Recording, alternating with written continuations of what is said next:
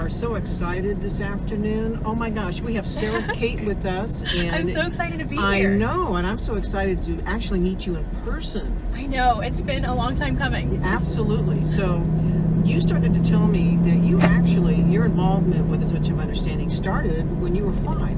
Tell Yes. us a little bit about that. I went through my first workshop with A Touch of Understanding when I was 5 years old, and that was right around the time when my mom was trying to explain her sister's disability to me, which is my Aunt Sara, who I'm actually named after.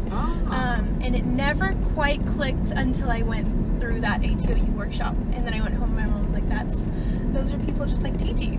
And it finally made sense.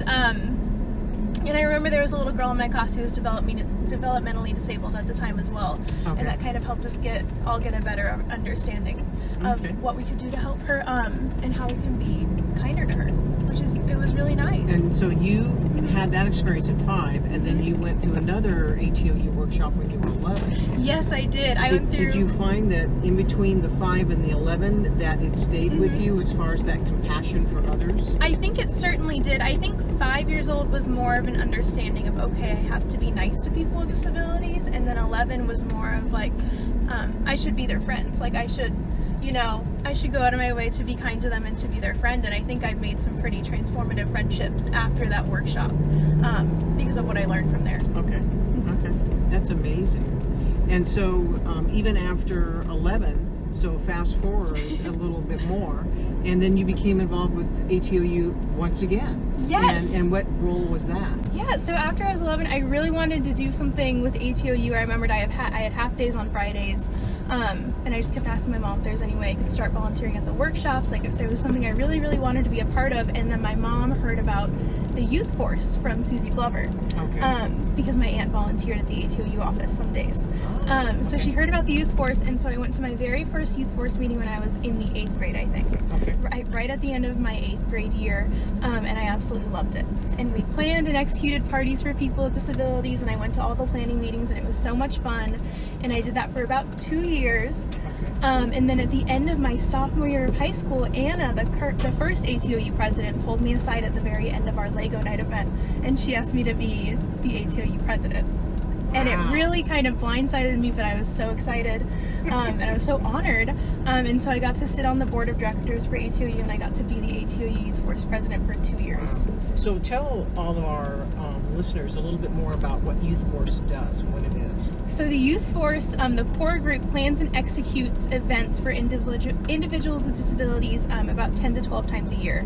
So we throw about 10 events a year, and it's for individuals with disabilities of all ages, and it just provides much needed social opportunities for people with disabilities, because a lot of times, and there's other people that are part of the group that don't have disabilities. So it's for people with and without disabilities. Thank you. So you've got friends making friends, no matter what the barriers may or may not be. Yes. So it's for people of all ages, of all abilities, and it was so much fun to be a part of, and it gave leadership opportunities to people with and without disabilities of all ages, including yourself, including myself. And it just allowed so many people to be heard, and so many people to give opinions, and to plan different things that otherwise they wouldn't have gotten to take part of until they were a lot older.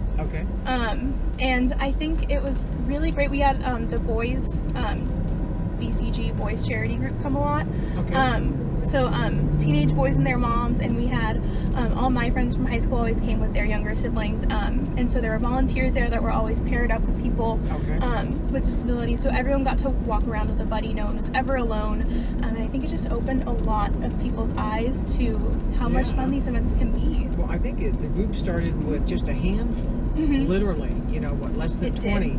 Yes. And now there's over 200 members. Exactly. I think at our very last party there was over 70 people there, and we started out with maybe 5 at a bunko night one night. So it was really, really fun. Oh, great.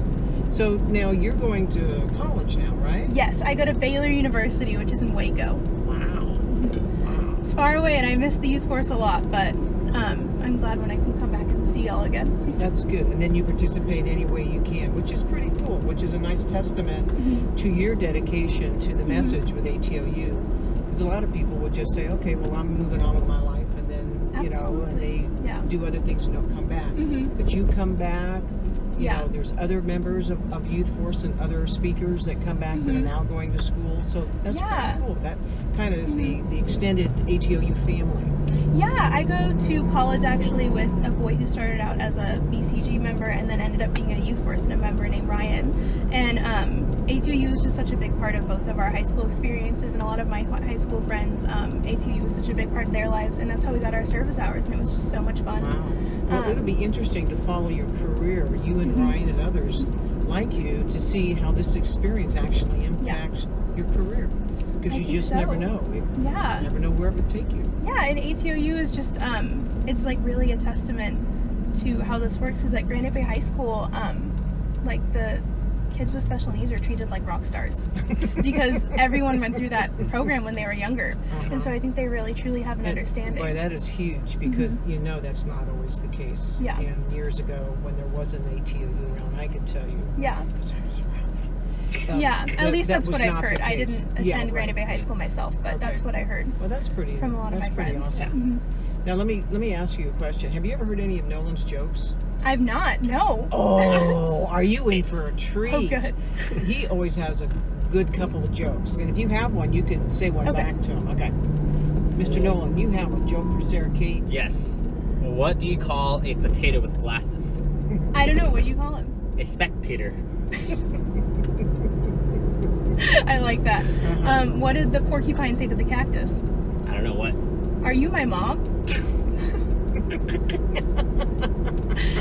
Okay. Well, we're so glad that you could spend some time with us before you go back to school. Thank you for And having me. This is great. Sarah Kate, thank you for everything that you've done with A Touch of Understanding, what you've done for Youth Force, and how you've been an ambassador for ATOU. Thank you so much. Thank you.